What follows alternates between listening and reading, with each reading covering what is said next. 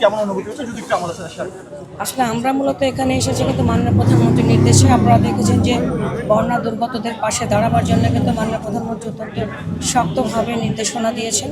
আজকে আমরা আমাদের এই থামালকোট স্কুলে 600 বন্যা দুর্গত পরিবার আছে।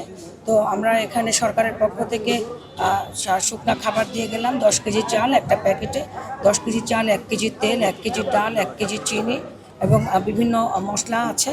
আর আমাদের এখানে বিএনপির বিভিন্ন পর্যায়ের নেতাকর্মীরাও স্বেচ্ছাশ্রম দিচ্ছে এই বন্যা দুর্গতদের দুর্ভোগ লাঘবে। সরকার পাশে আছে, আমাদের পর্যাপ্ত পরিমাণে শুকনা খাবার আছে, আশ্রয় কেন্দ্রগুলো রেডি আছে। যে ধরনের প্রয়োজন দরকার আমরা সেই ধরনের সেবা দেবার জন্য প্রস্তুত রয়েছি। আমি এখানে বলে গিয়েছি, আমাদের ডিআরআর মহোদয় পাশে আছে। যা যা দরকার আমাদের কিন্তু পর্যাপ্ত পরিমাণে সব কিছু রয়েছে। শুধুমাত্র আপনাদের সহযোগিতা চাই, যেন কোনোভাবেই এটা বন্যা দুর্গতরা কোনোভাবে কোনো কষ্টের শিকার না হয়।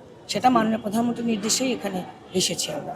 যারা পানিতে এখনো তলিয়ে আছে, যে বাড়িগুলো বা যাদের বাড়িতে প্রচুর পরিমাণে ক্ষয়ক্ষতি হয়েছে, বাড়ির ক্ষয়ক্ষতি হয়েছে, তাদের বিষয়ে কোনো পদক্ষেপ নিয়েছেন? আমরা মোট বিভিন্ন পর্যায়ে 2700 বন্যা দুর্গতরা এখানে আছে। পর্যায়ক্রমে যখন আবহাওয়া উন্নত হবে, পানি নেমে যাওয়ার পরে তাদের যদি ঘরবাড়ি পুনর্বাসনের কোনো প্রয়োজন হয়, সেটাও সরকারের পক্ষ থেকে আমরা করব।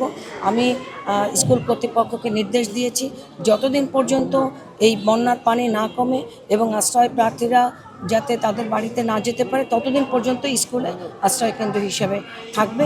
সরকারের পক্ষ থেকে সব ধরনের সহযোগিতা করা। ইনশাল্লাহ।